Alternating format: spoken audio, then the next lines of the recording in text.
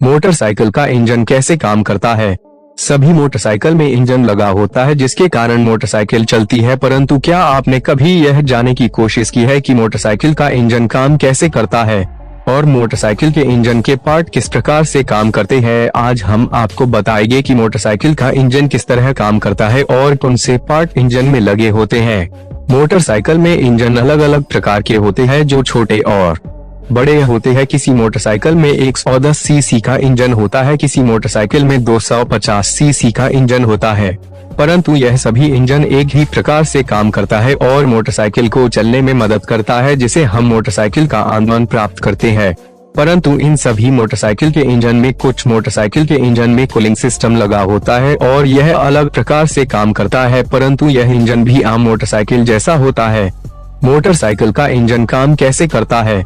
Motorcycle के engine को start करने के लिए चेंबर में क्रैंकशाफ्ट लगी होती है और इसी क्रैंकशाफ्ट में एक साइड क्लच सिस्टम लगा होता है और इसी क्लच सिस्टम में किकशाफ्ट लगी होती है और क्रैंकशाफ्ट में क्लच साइड एक वेट लगा होता है और दूसरी साइड ही क्रैंकशाफ्ट में मैग्नेट लगा होता है। चेंबर के ऊपर सिलेंडर लगा होता है और इस सिलेंडर में पिस्टन रिंग लगे होते हैं और यह पिस्टन रिंग एक कनेक्टिंग रोड के द्वारा क्रैंकशाफ्ट से जुड़ी होती है। सिलेंडर के ऊपर एक हेड लगा होता है और इस हेड में वाल्व और कामशाफ्ट और रोकर आर्म्स लगे होते हैं और हेड में लगे वाल्व के बीच प्लग लगा होता है। क्रैंकशाफ्ट में और कामशाफ्ट में एक टाइमिंग चेन लगी होती है जो इन दोनों को जोड़े रखती है, जिसे इंजन घूमता है। जब हम किक लगाते हैं तो किकशाफ्ट में लगी गराही क्लच कटोरे में लगी गराही को घुमाता है और क्लच कटोरा क्रैंकशाफ्ट में लगे वेट को घुमाता है, जिसे क्रैंकशाफ्ट घुमती है। जब क्रैंकशाफ्ट घुमती है तो टाइमिंग चेन की मदद से कैमशाफ्ट घुमती है और पिस्टन रिंग भी सिलेंडर के अंदर ऊपर नीचे होता है और इंजन काम करता है। परंतु इंजन को स्टार्ट होने के लिए पावर की जरूरत होती है। जब तक स्पार्क प्लग में करंट नहीं जाता है मोटरसाइकिल का इंजन स्टार्ट नहीं होता है। उसके लिए इंजन में मैग्नेट लगाया जाता है और इस मैग्नेट में कॉइल लगी होती है और यह कॉइल अलग अलग प्रकार से करंट उत्पन्न करती है और अलग अलग पार्ट को करंट को सप्लाई करती है, जैसे सीडी को, बैटरी चार्जर को, हेडलाइट को, जिसे सभी अलग अलग तरह से काम करती है। यह कॉइल मैग्नेट के अंदर होती है। जब मैग्नेट घूमता है तो करंट उत्पन्न होता है और यह करंट वायरिंग की मदद से सीडी में जाता है और फिर वहां से एसटी कॉइल में जो फ्यूल टैंक के नीचे लगी होती है।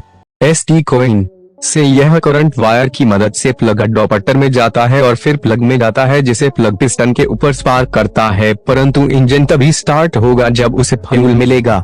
उसके लिए कार्बोरेटर या इंजेक्टर लगा होता है। जब फ्यूल टैंक से फ्यूल कार्बोरेटर या इंजेक्टर में जाता है तो वह फ्यूल हेड में जाता है, जहां प्लग स्पार्क करता है और इस फ्यूल के साथ एयर भी जाती है। जब यह फ्यूल हेड में पिस्टन के ऊपर जाता है तो प्लग स्पार्क करता है और फ्यूल जलता है, जिसे मोटरसाइकिल का इंजन स्टार्ट होता है और मोटरसाइकिल चलती है। मोटरसाइकिल स्टार्ट होने की यह पूरी प्रक्रिया एक साथ होती है। जब हम किक या सेल्फ लगाते हैं तो साथ ही फ्यूल और एयर इंजन में जाती है और इंजन भी घूमता है और उसी समय मैग्नेट भी प्लग को करंट सप्लाई करता है, जिससे मोटरसाइकिल का इंजन काम करता है। सभी मोटरसाइकिल में इंजन को स्टार्ट करने के लिए इसी तरीके का इस्तेमाल किया जाता है, बस थोड़ा बहुत बदलाव किया जा रहा है, जैसे कार्बोरेटर की जगह इंजेक्टर का इस्तेमाल करना। वीडियो अच्छी लगे तो लाइक और सब्सक्राइब जरूर कर